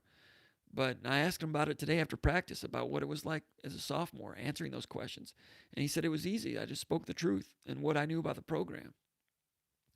And he did a lot of great things for the program at that time. As far as Blackwell goes, Blackwell, it's another audit. I mean, he was recruiting coordinator at Michigan State. Like the Michigan fans say, he knows where all the bodies are buried. He knows all the bad things. Look out, Lynn Shadnoy. Sorry about that, bro. He knows where all the bodies are buried. He knows the bad things, and he's been leveraging those things for a settlement and so forth. You guys know all that. And, the picture came out with that the defensive end that ended up at Notre Dame, forget his name, that Curtis Blackwell was in the living room for that visit, it appears. Some people wondered about the photo, but it appears to be a legitimate photo. D'Antonio's response to that was they didn't know how he came to appear in the picture, his lawyer said, but D'Antonio did not authorize for Blackwell to be there, and he did not remember him being there. Did not remember it, maybe that's the case. Did not drive him there. I trust D'Antonio on that one. Did not authorize him to be there. I trust D'Antonio on that one too. Was Blackwell there? Yeah, I think he was. So add all that up. What does that mean? That means he didn't drive him there, didn't authorize him to be there. Blackwell was friends, longtime friends with a lot of those recruits from the time they were young players, I think in the Police Athletic League. So he had existing relationship with those players. Just adding it up, and I've not asked Curtis about this, and Curtis is pretty open. Maybe he'd tell me. My guess, how could they both be telling the truth? Here's how. They were having an in-home visit with that player. D'Antonio drove there with Harlan Barnett and who was the other one? Mike Tressel, maybe?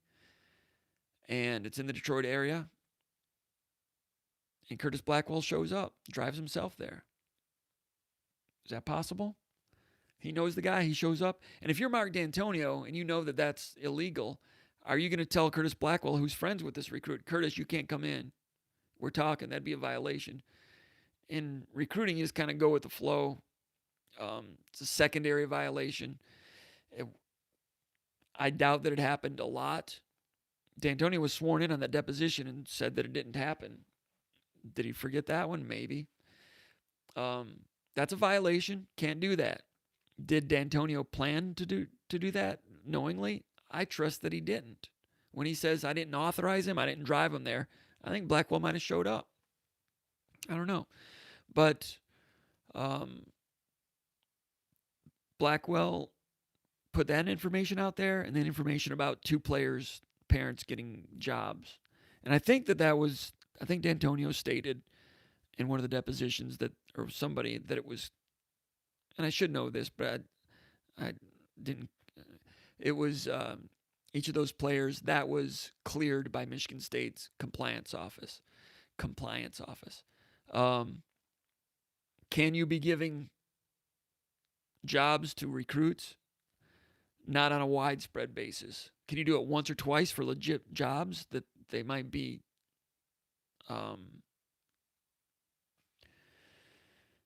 might be qualified for? I think it was within a Scandalaris company. Is that a gray area? Yes. It happened twice in those 5 years. If you're pushing the rules on that, you can't do that. And I'm not saying it goes on everywhere, but it goes on a lot of places. A lot worse goes on. Here's my point. For 5 years, Curtis Blackwell was there. Yes, he knows where all the bodies are buried, if there's any bodies buried. Maybe he's got more coming out. I don't know. He's losing leverage right now because D'Antonio is no longer the head coach.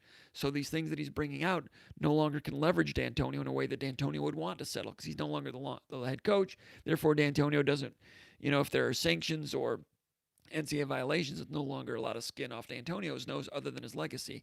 And if Blackwell had more, I think he would have already played it. Here's my point.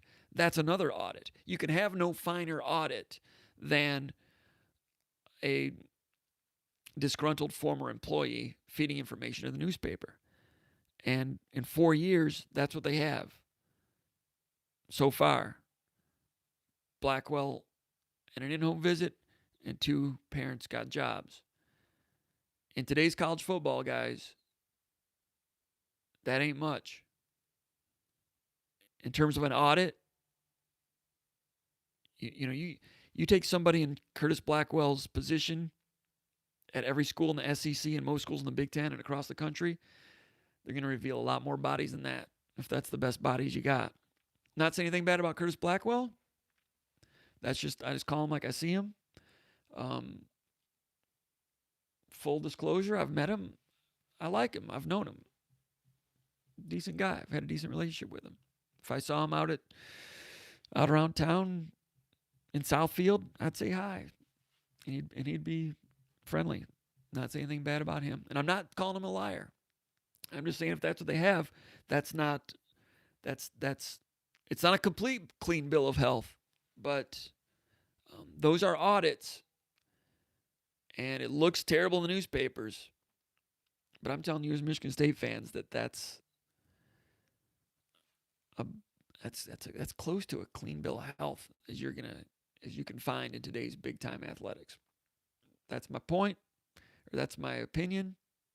That's what I'm going with. That's what I believe. All right. Brian V., I love the recruiting approach so far. The big swings for guys out west is something we've never really done. I'm interested to see how it works out. I agree, Brian V., and I was on the Tim Stout show today in Lansing saying that was something new with Michigan State going out west. Are they doing it because Colorado already had been, combing that part of the country for recruits and they just brought that recruiting information with them? Maybe so. But if they do well, maybe Michigan State goes out to California a couple times a year and gets 2 or 3 recruits out there. Not a bad thing at all. I agree. I think that's a really interesting development that I thought on paper was possible, but now that we're seeing it, it's going to be fun to watch, like you said. Let's go back to the mailbag on SpartanMag.com. Sparta is his name. He's posting from Walloon Lake. You guys know where Walloon Lake is, right? It's right about there. Got my Sonny Elliott map out. Sonny, that's right. That's Walloon Lake.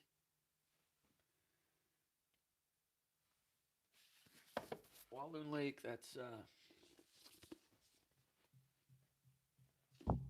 Hemingway country. All right. When Hemingway, when he grew up in Chicago, his family had a place in Walloon Lake. All right. Back in 1903 or something like that. Sparta from Walloon Lake says, will there be an inland lake ranking? Inland lake ranking. Those of you that are regulars here know that I have a Great Lakes power ranking. And one of the things you need to have a strong ranking is good steelhead fishing. The month of March, it's pretty good in Lake Erie, as a matter of fact. So Lake Erie is holding out a number 3. It's up to number 3 again this week. It had some nice pictures about Lake Erie last week in the bunker, up to number 3. I'm going to move Lake Superior down from number 1. They were number 1 last week. I'm going to move them down to number 4. Lake Huron is still number 1. Had Lake Superior number 2. Lake Superior is down to number 4 now. I love the caliber of hockey player in Sault Ste. Marie. And I know that Sault Ste. Marie is only part of Lake Superior. The easternmost part of it. Sioux Locks, appreciate all that stuff. But I'm not real happy with. I've been hearing for years about the youth hockey coaching situation in Sault Ste. Marie, and the parents. Sorry if they're out there listening right now. And it's been a certain reputation for 20 or 25 years. A couple weeks ago at a tournament in Big Rapids, I saw it firsthand, and Sault Ste. Marie won the tournament. And they were good. They're physical. They're borderline, and they talked a lot. Talked a lot. 15-year-olds taunted, and their coaches.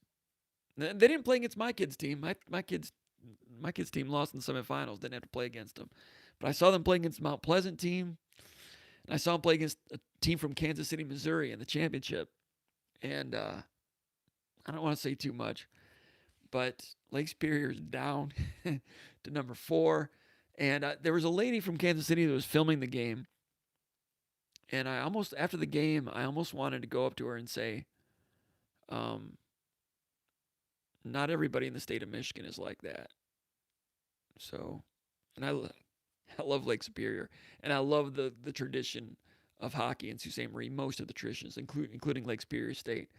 But, hey, I had nephews that played hockey in Sheboygan, and they knew what Sault Ste. Marie was about. They play a tough way. They play to win, and that's great. But there's a point at which it becomes Jimmy Johnson style. So they're down a little bit. Sparta from Walloon Lake says, we're going to go speed round now. Let's see if we can go faster. From Walloon Lake, will there be any inland lake rankings like the Great Lake rankings? We've not done that yet, but we might have to put Walloon Lake as the preseason number 1 on that. We might have to put that to a vote. Some of you guys, I know there's going to be some Torch Lake fans and Houghton Lake, Higgins Lake, Mullet Lake. So no, there's not a ranking yet, but that'd be fun, right? Let's see. And he says, with a new staff comes new player evaluations. Do you foresee any significant position changes for existing players? For instance, will Julian Barnett switch to cornerback? That would be the one I'd be looking for. Michigan State needs a little more depth, a little more talent at corner. I think Michigan State's talent pool at the corner position right now is the lowest of since of the D'Antonio era, still D'Antonio's roster, since the entire roster became complete D'Antonio, which would have been about 2009 when the entire roster was D'Antonio. There's some good ones. I mean, Kalen Gervin's got a chance. But top to bottom, they could use Julian Barnett. Meanwhile, I think the wide receiver situation, even with Cody White being gone, I think they can, with Trey Mosley finishing the season so strongly, and Reed coming in from Western Michigan, I think Mel Tucker being an old DB's guy, like D'Antonio was, I wouldn't be surprised if Julian Barnett gets a look at corner this spring. And just a guess, I wouldn't be surprised if he sticks. You mentioned him. That would be the one I have in mind in terms of someone making a position change. There'll be others that they look at. Somebody named Sagano Waicha, I think it's called, says, maybe I missed this, but has Michigan State announced who will be recruiting coordinator? No, they haven't. I suspect there will be one. Maybe it's Ted Gilmore. We'll have to wait and see. Question number 14, CJ from South Philadelphia says, any update on attrition within the program? Will Luke Campbell and Cole Chewins be back? Based on returning starters, do you think our 5 best offensive linemen are Duplain, Samac, Jarvis, Reed, and Dobbs? The answer is no. I don't think that's the top 5. Dobbs is not there yet. A.J. Arcuri is a far better left tackle than Dobbs was this year. Dobbs is just a young guy. Arcuri, when he's healthy and gets it going, I think he can be a good left tackle. I think the top 5 right now, the new coaches are going to, I think what they're going to find, they might find it different. Maybe guys will react differently to the new coaches. Maybe they will be better with, maybe Kapilovic will all of a sudden turn Blake Buter into a great player. I don't know. But I think from what we've seen so far, I think Arcuri at left tackle. I think Jordan Reed at right tackle. Jarvis at right guard when he's healthy.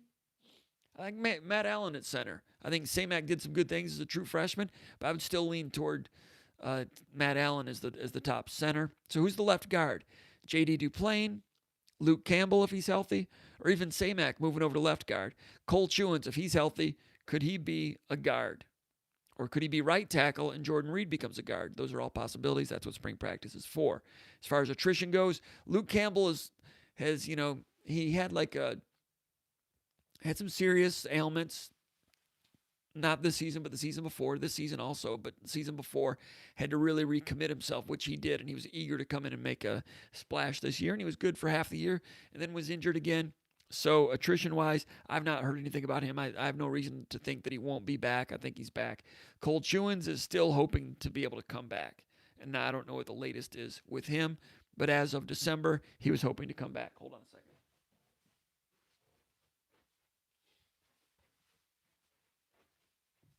Let's see. Question number 15. This is from Justin from Winnetka in the Chicagoland area. Will we hear about hirings on the staff for analyst positions? I hope Tucker gets as many innovative and smart football brains around the program as possible. I know Georgia and Alabama do. I think Michigan State has more money to spend in that area. I know they have more money to spend in that area than they used to. Maybe it will be spent in that regard. And that's not something that I don't think I think that's something they don't need to have done right this instant. But I think those analysts are coming, and not sure what it's going to be. But this year Michigan State's offensive analysts, you had Nick Ruffing, Steve Gardner, Shane Graham, and Jesse Johnson. Nick Ruffing was an offensive analyst. He was a graduate assistant at Michigan State in 2011. He was a weight room GA at Michigan State in 2009, 2010. Prior to that, he spent 5 years as a high school assistant coach at East Lansing High School. Did a good job. He was well respected, but not really the big ticket guy you're talking about. Steve Gardner, defensive analyst, was a linebacker at Michigan State, well respected. A D'Antonio player, knew the system. I'm sure he had a lot to offer, but again, not the big ticket guy you're talking about. Shane Graham, special teams, was about as good as you can get for special teams. Did a good job, not only helping kickers and punters along, but also in recruiting and evaluation. I've not heard if he's retained or not. Jesse Johnson, defensive analyst, former walk-on at Michigan State, did a little bit of recruiting at Michigan State also when there was a coach or two that were not able to get on the road. But still, again, not one of these big ticket guys like Georgia and Alabama. Will we see more heavyweight, more names that the general public would be aware of than those guys? I mean, Michigan State people are aware of the guys there that played for Michigan State. But I hear what you're saying. I think that Michigan State has a chance to do more in that area, and I would anticipate that being the case. Basketball really quickly. Back to basketball. All right, Spefton from East Lansing. He said, at the Rebounders Club today, Tom Izzo implied there might be some news announcement on Monday. Any clue? Could it be Xavier Tillman announcing he'll be back for his 4th year? I don't think that's what it's going to be. I'm trying to find out a little more about this, but I think what it is.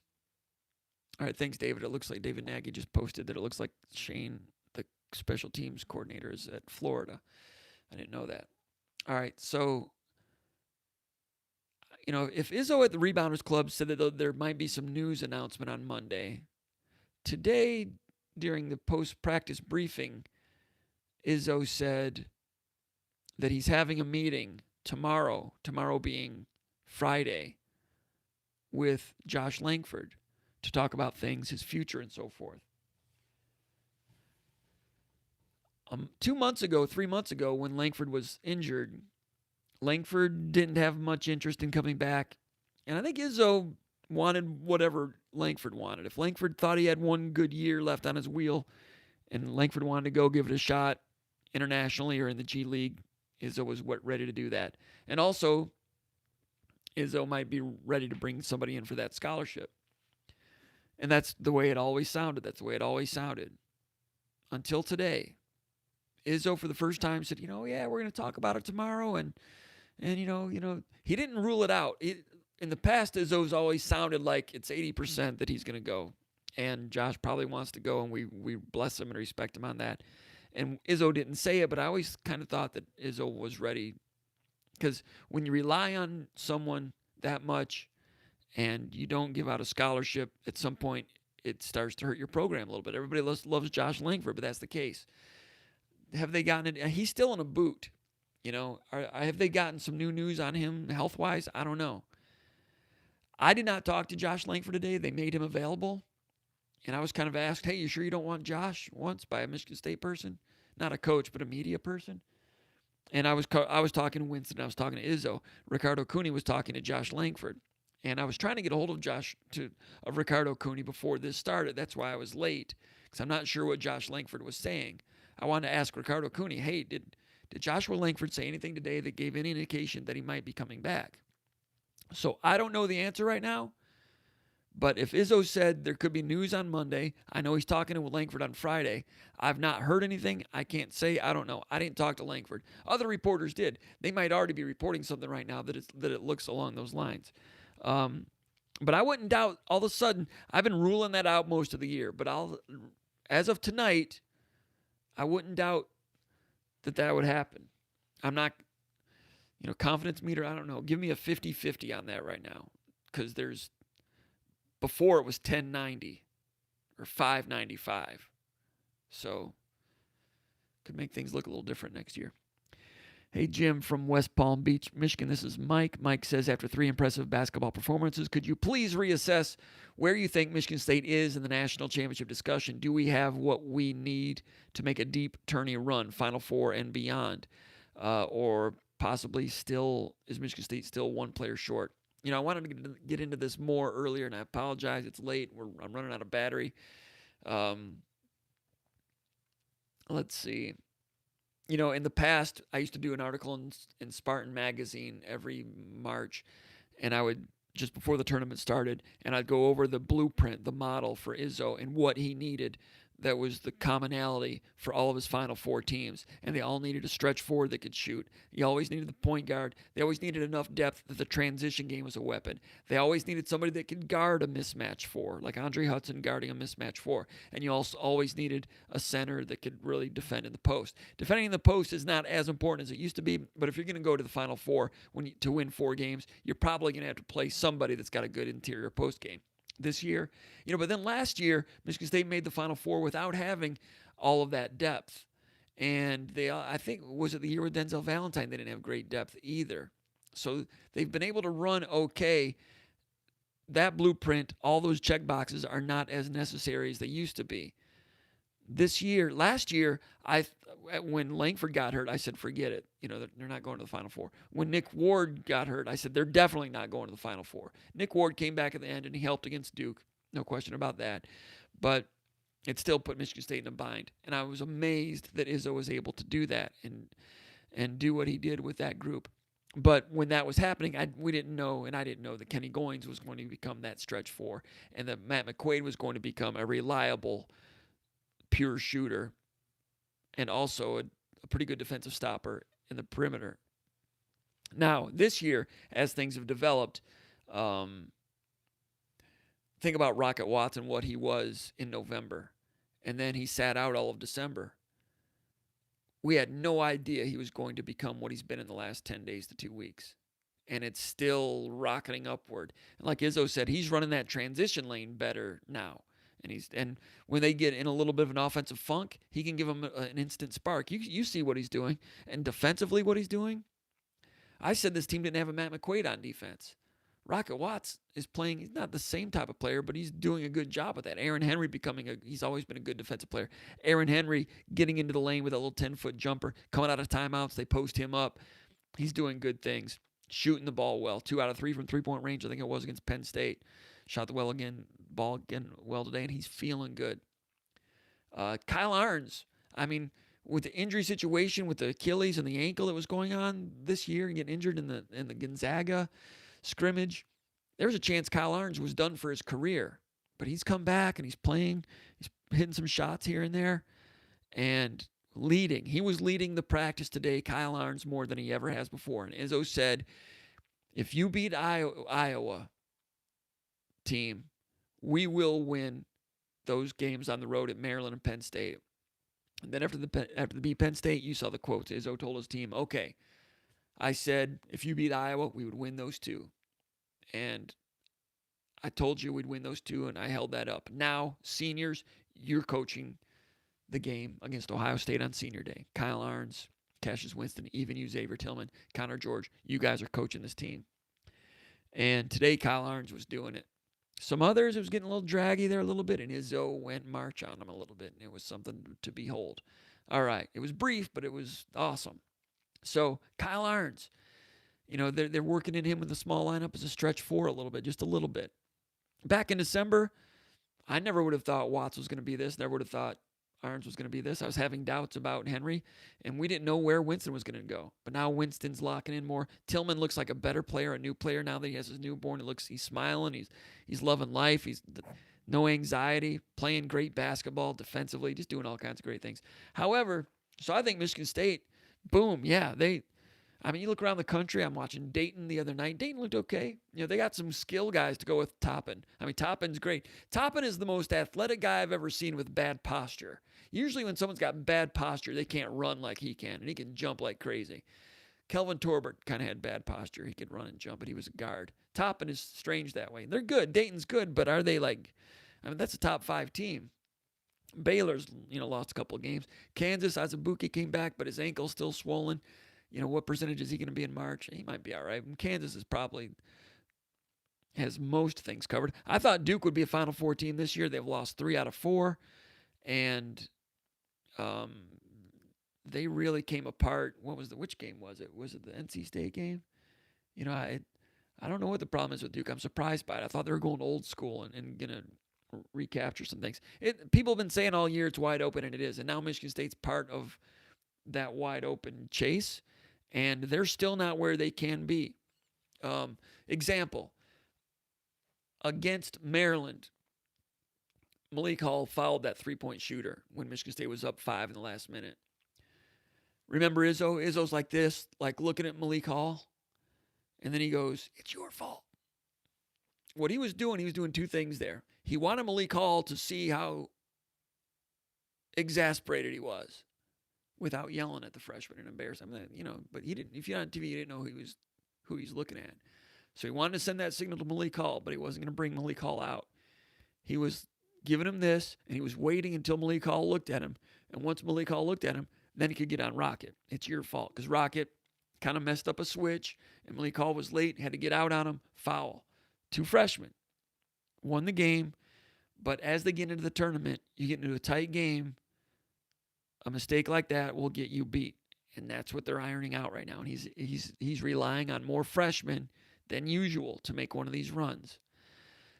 The other one against Penn State, late in the first half, Michigan State made a comeback, cut it to 11. Remember, Penn State went up by 19. Michigan State cut it to 11, and then Penn State hit a couple late threes to make it 15 points at halftime.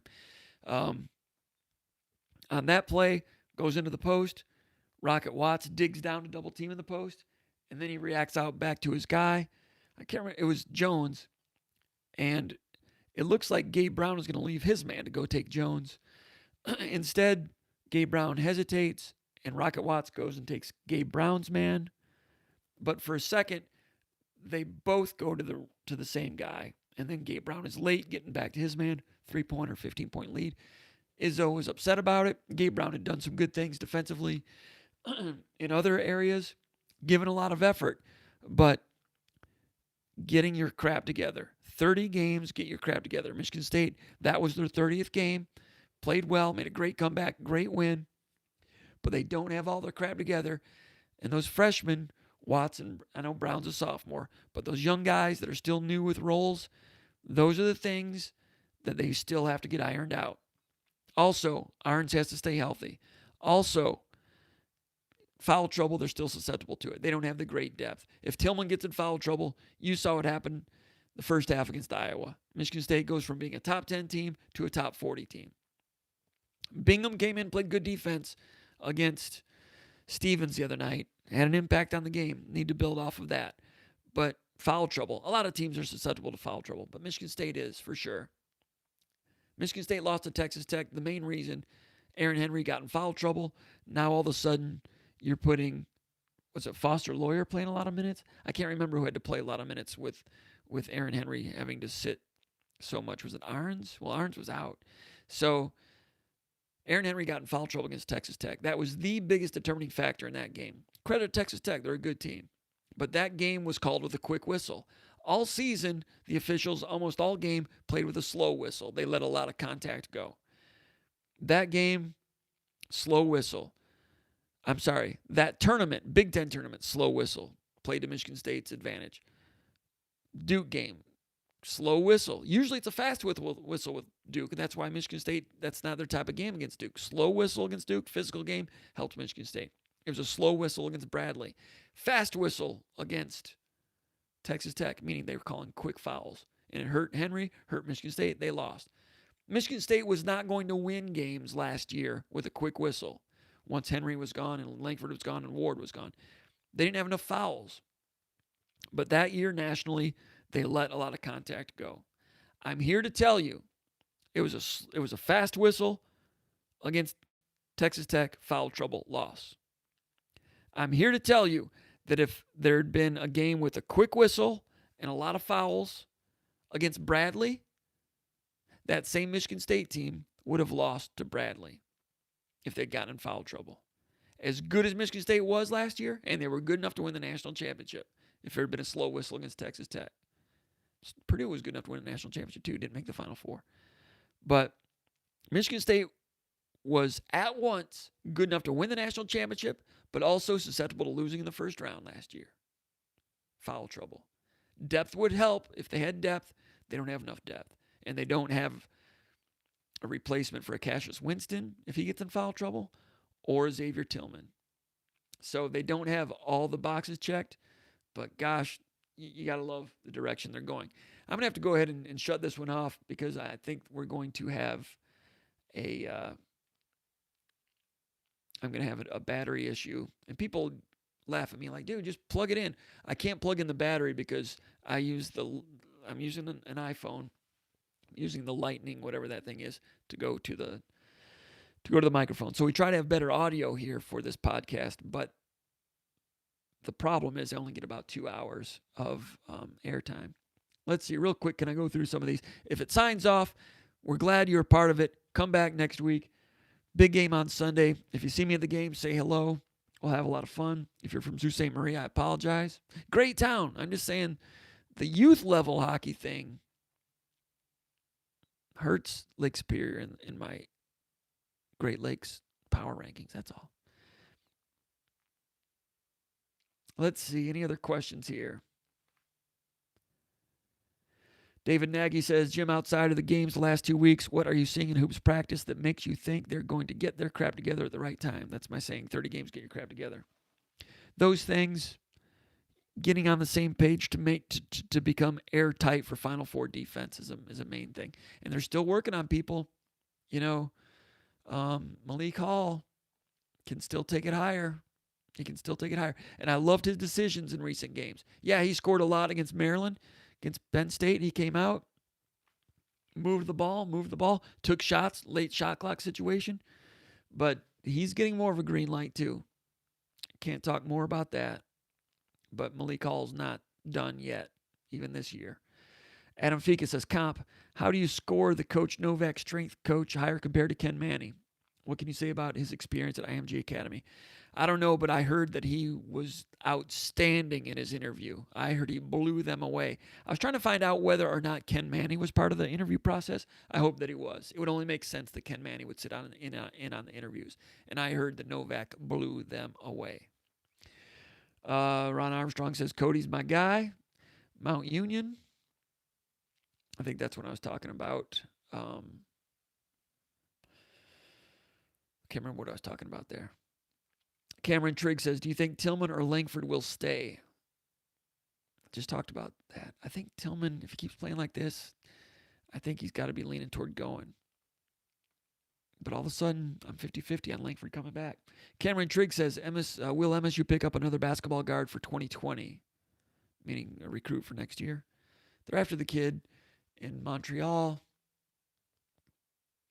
I think they're focusing on 2021 right now. They've got Hogard coming in. I don't know if they go for anyone outside of Kareem Maine. I've not heard that. I've not detected that. You can see it by who they're recruiting and where where they are spending their time on the road recruiting. It's 2021 right now, and Kareem Maine is the only 2020 I can detect right now that they're showing interest in. Craven Shamsify says, any word on if we are keeping the state alternates from last year? For this weekend, I've not heard. Talking about the state Magic Johnson era jerseys, I've not heard. Spartan MD1 says, JC, when are those SpartanMag t-shirts going to be available from West Bloomfield? Get them soon. SpartanMag.com t-shirts. Actually, I don't have any, but we're working on it. We're thinking about it. Thanks. I'm glad that you're interested in it. Rick Nash says, Jim, you generally described MT recruiting style as the assistants targeting their position first. Is that how they did it at Georgia when Mel Tucker was there? I don't know if they did it that way in Georgia. I don't know. But one thing that they're going to do, like they did in Georgia, Mel Tucker is going to lead recruiting. He's going to lead from the front. He's going to be out front recruiting, and the assistant coaches are going to come behind him.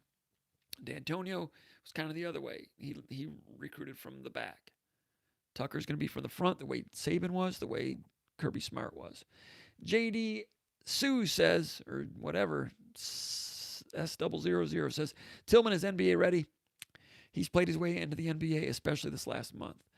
There's nothing else for him to prove, and he's in the top 40, 50 and a lot of draft boards, so he'll get drafted. I agree. And that shot could become solid enough someday soon. And he says Langford could retire from basketball, but if he's healthy, it sure would be great to have him finally play again at MSU next year. I think JDS1000 knows his basketball. Appreciate him posting. Corey Robinson says, once the old staff identified their targets, the position coach played a large role recruiting along with their area recruiter, talking about Colorado, I think. Richard Vitzers says, was Coach Van Havel kept on as on-campus recruiting coordinator? I'm trying to find out, and I wouldn't be surprised if he's not. And Corey has a response here saying, no, I have heard Van Havel is not around anymore. Corey would know about that. He knew Van Havel pretty well from existing relationships.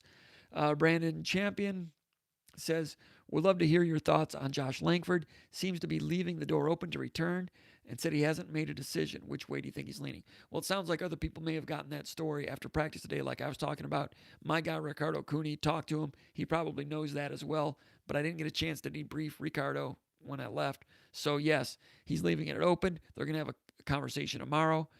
I was trying to get that information just before I came onto this. Didn't have all of it, but that seems to be brewing. And they're going to have a conversation tomorrow based on Izzo saying there's going to be an Izzo Langford conversation tomorrow, and Izzo telling the Rebounders Club there could be some news on Monday. I think there's a relationship there. I think there's a possibility there. I think, and what is that based on? I think that's 100% Josh Langford feeling like he has unfinished business. That's the only thing that could be the impetus behind this. Because Izzo's not going to push him to do something he doesn't want to do. I don't know this, but I'm guessing Langford had come to Izzo or to some coaches and said, you know what, I'm thinking I might want to do this. And Izzo probably said, okay, we'll talk about it on Friday. That's my guess. Tony G says, mind if I make this audio after the stream is over for podcast downloading? I'm going to look into that. I think you texted me about that. We'll probably do that. I would maybe want to have it on Podbean, but I'm not 100% sure yet on this. All right. I like to have everybody here, because the reason we do this is to get the word out about the magazine, and I understand that would help in that regard also. But thanks for asking. Corey Robinson says, all right, so Chicago Spartan says, top of the line Ford Explorer, limited edition, co-leased to Taylor's grandmother and some mystery donor. Yeah, that'd be the late night drag race dream matchup. Corey Robinson, yeah, I think the new staff helps with both, especially Benny. I can't remember what he's talking about there. JDS1000 says, thanks for the interviews with Izzo and Cassia today. Both were great. Izzo, man, the guy looks almost the same after 25 years. JDS1000 says, obviously a sparkle in Izzo's eyes to be playing for another Big Ten title after everything this season has been. I agree. Chicago Spartan says, Comp, tell me U of M didn't have one of the most corrupt college basketball programs in the history of college sports. Yes, they did. And the Ed Martin scandal is still the most extravagant money scandal in the history of intercollegiate athletics so far. I suspect there's people out there today doing worse. Chicago Spartan says we probably don't even know half of it. And I think you're right about that too, because that was Ed Martin was only half of it. There were other Ed Martins. All right. Kaliko Madra says Cody White is gone. Is that what he said? I don't know. Cody White, he's long gone. Cody Light, whatever. I don't know what this is about. Getting down to the last ones here.